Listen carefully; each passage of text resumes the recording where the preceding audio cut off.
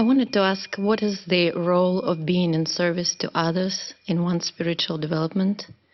And, or you guess you can say it in the overall evolutionary impulse of the universe, to borrow a phrase from your book. Okay. Thank you. Thank you.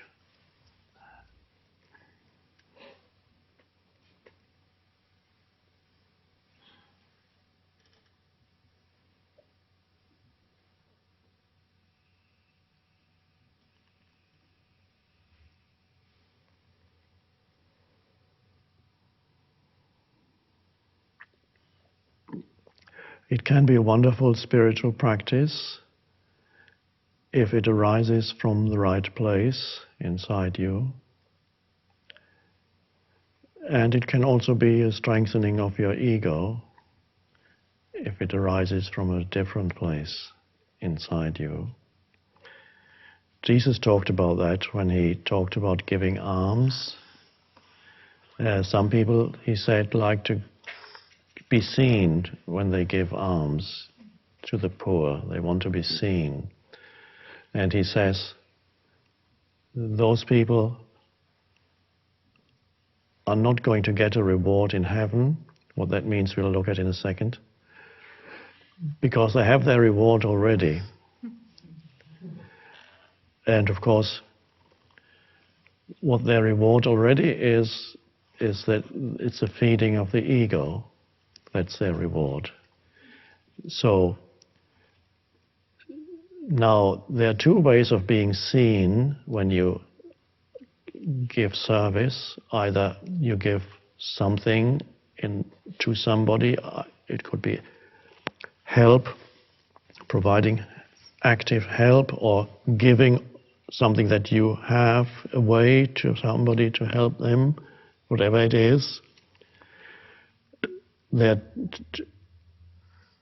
one needs to look at the motivation, and there are two ways of being seen. One is to talk about it more than is necessary, or to just make sure that others see what you're doing or aware of what you're doing. Then you have your reward through that, which is the feeding of the ego. But there's another interior way of seeing it, when you have your own self-image and you're in service because it makes you feel better. You feel better about yourself. It improves your self-image. That is still fine. It may help somebody, so it's a good thing to do. But it doesn't really help you to become free internally. So there's a self-image that some people need to feel that they are giving to others, and there's this image of, I am giving to him. You're the doer. You see yourself as the doer of good, and you see yourself as sacrificing something that you give to another.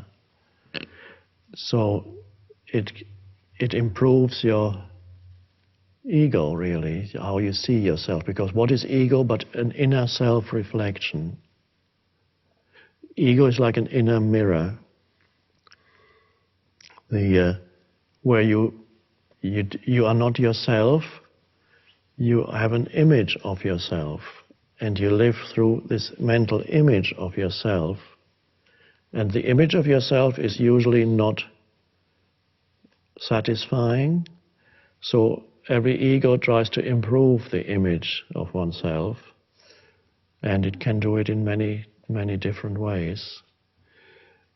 And then you have the image of me, the doer of the good deed, and that really strengthens the image. And then there's another way of giving.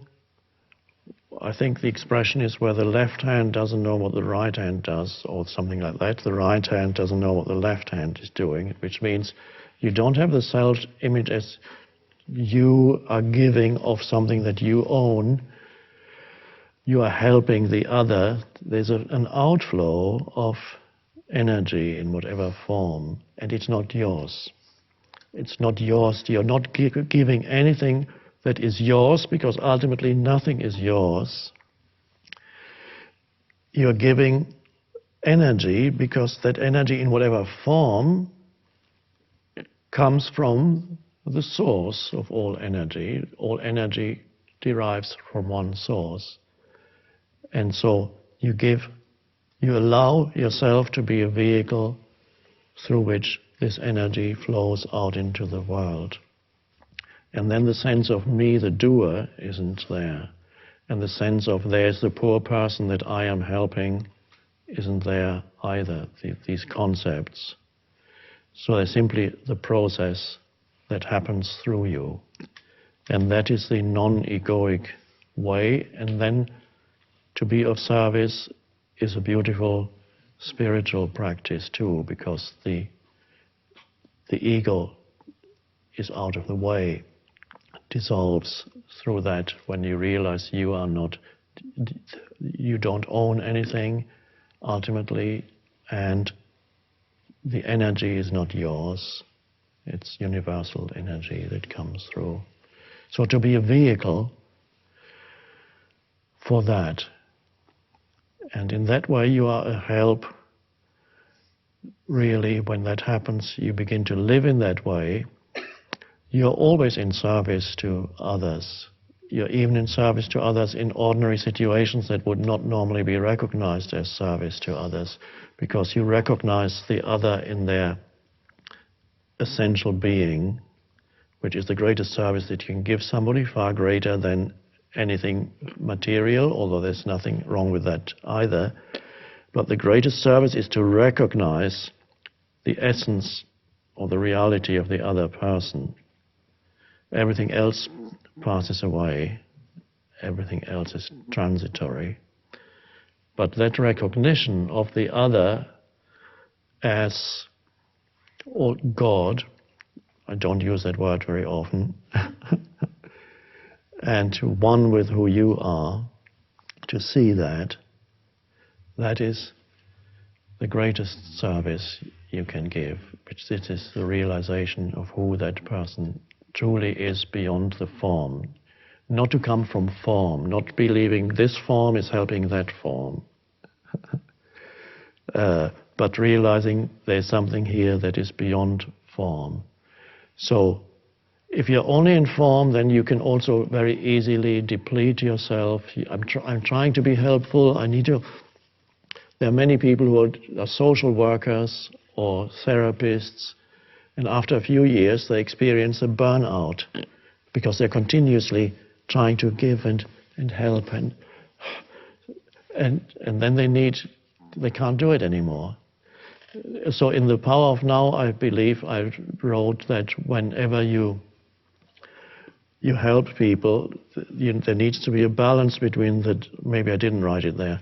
There needs to be a balance between the doing out there and being rooted in being. And so that's no matter where you are in life or what you do. Otherwise you will lose yourself in your service to others very quickly. And then you're not of service to anybody anymore. Then you'll need therapy yourself. Or you'll need charity yourself. So to be rooted in being while you do is essential, so that the energy can continue to move through you. So you can address the causes of human suffering in the external world. The effects of human suffering in the external world, but the cause of human suffering is in the consciousness, in the human consciousness. So that is vital, to be rooted in yourself, not be part of the unconsciousness that produces the dysfunction that is in this world.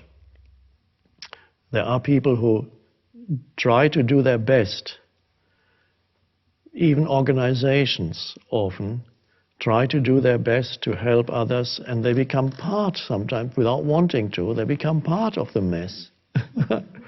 There's infighting in the organization itself.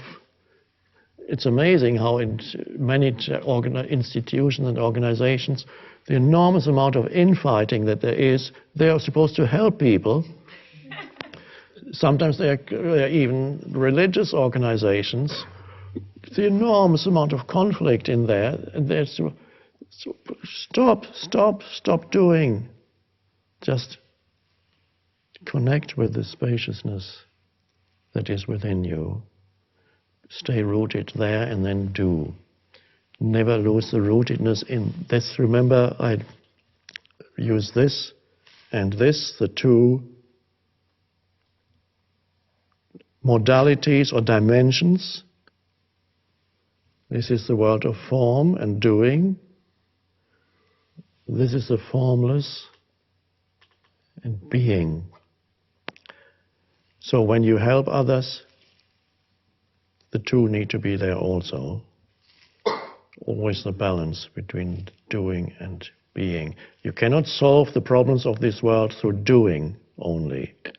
Because if there's only doing and you try to solve the problems of the world, you will contribute to the problems of the world. Hence the expression, the road to hell is paved with good intentions.